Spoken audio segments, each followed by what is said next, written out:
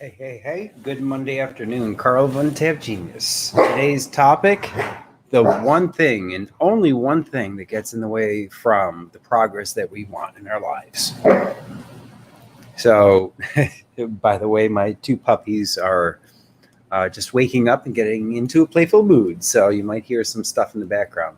Anyway, bottom line, here's the distinction that I want to have you consider.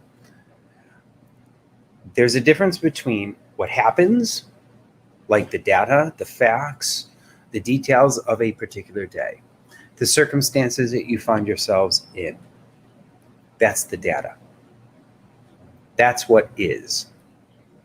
Then there's how my mind perceives what is. Normally, those two things show up as one thing. I am my thoughts. Think about it. As you do your day, and the thoughts that arise, it consumes you. It's just what naturally happens. You have thoughts as you are doing your day. And those thoughts come from a particular place of the mind. And I call it the slippery mind. It's one part of the mind that drives everything. For every single human being, without exception, the slippery mind is a core functioning part of the mind whose sole objective is to keep you alive. And it's really, really powerful. It will come up with conclusions, assessments, judgments, labels, the meaning of things happening, the what is. So I'm making the distinction here. There's what is happening, and then how my mind is perceiving it. That is such a critical distinction. It is the gateway to being free no matter what your circumstances are, because we all, without exception, have constraints, limits, blocks, obstacles, challenges. They can be in your environment, in your life. It could be money constraints. It could be time constraints, responsibilities, your to-do list, all sorts of things that we have to do, should do, must do, and that takes precedence. But as I'm doing my to-do list, doing my day, there's going to be what's going on during the day, whatever is factually occurring, and then my perception of what's going on. That distinction is absolutely imperative. If you can make the distinction of here's what's happening, here's what my mind is making it mean, it gives you options and choices. If you don't do that separation, and how I do the separation is by simply observing my mind, kind of like a movie. What you got for me? What's going on? I can even get proactive with it and anticipate what's the next thought stream that's going to go through my mind. And if I can anticipate, then I can already objectify a little bit what my mind gives me. And that's such an important piece. Because what our minds give us is just one interpretation of reality as it's happening. So basically, the slippery mind will label things, in millions of variations, but it comes down to one of two things. One, this is a good thing. I can survive. This is okay. Or this could kill me. And, to speak in such stark terms may sound extreme, but I am asking you to consider the possibility that there's one part of your mind that only really cares about one thing, your survival. And so in an attempt to survive, your mind, the slippery mind, its job is to take a look at what's going on right now, whatever is happening in your day, and label it as good or bad. And if you take a look at the true nature of reality, it's so much more nuanced than good or bad. But that's how the mind will label things. An infinite variation, but it puts it basically in one of two buckets. This is good, I can survive, this is fine, or, oh, I don't know about this, my existence may be in question.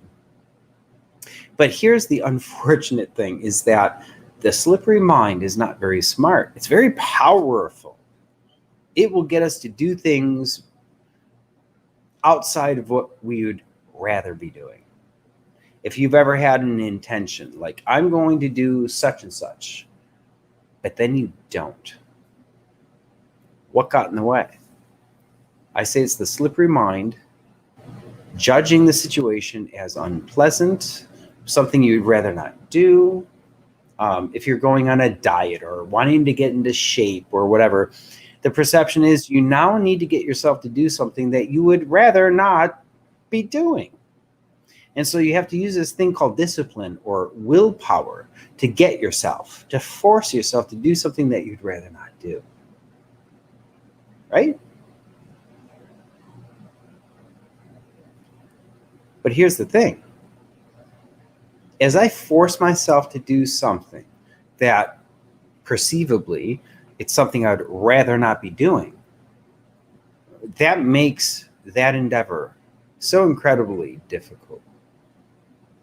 Because there's a paradox that many do not recognize. It's hard to recognize this. And the paradox is that sometimes the more, the bigger deal I make something, like, oh, I really got to quit that, or I really got to go on a diet, or I really got to start exercising, or I really got to act on my dreams or my goals more, whatever it happens to be. The perception of that thing is what's going to make it big or small, hard or impossible, or it's going to be easy and effortless. It's the perception of life happening. It's the perception of what we want to be creating that either allows it or disallows that thing that we want.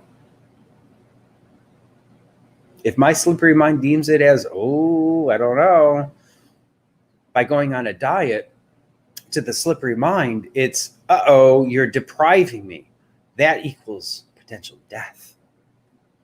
Like for real. Again, the slippery mind is a primitive part of the mind whose only job is to keep you safe. It does not care about your happiness, your goals.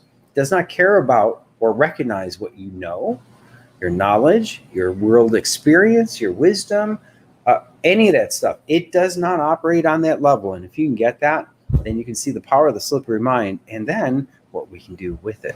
Because we can't stop the judger. So the slippery mind, it is the source of all of our judgments and our labels, our assessments, our explanations for why things are the way they are, our understanding of who we are. Are we a good person, bad person? Well, you know what? That's an assumption right there that I highly question. Is there such thing as good or bad? Or is that a little over too simplified? Because there are, in truth, many nuances to people, right? And I like to think that we all have what we would label as good and bad in us, and it depends on what gets triggered. So that their slippery mind is the most powerful entity shaping your existence.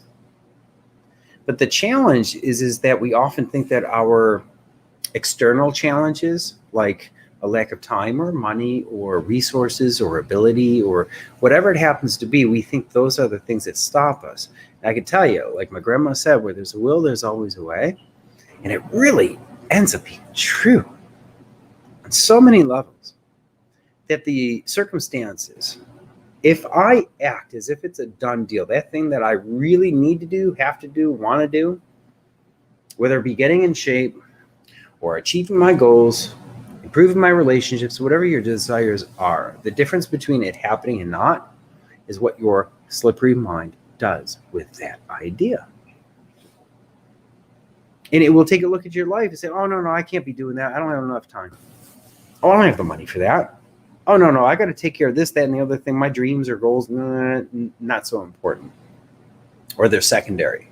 There are so many things that can get in the way, all created by the mind, the slippery mind.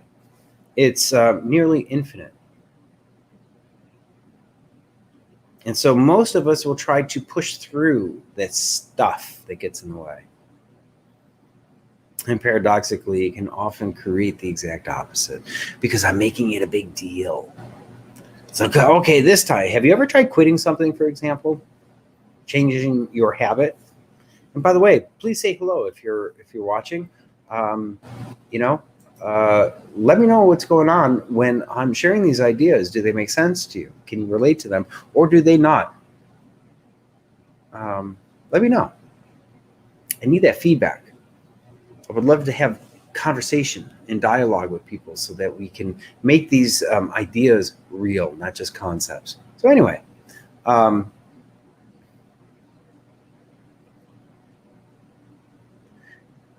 probably the most powerful thing that I can ever do in my moment-to-moment living is to question what my mind gives me.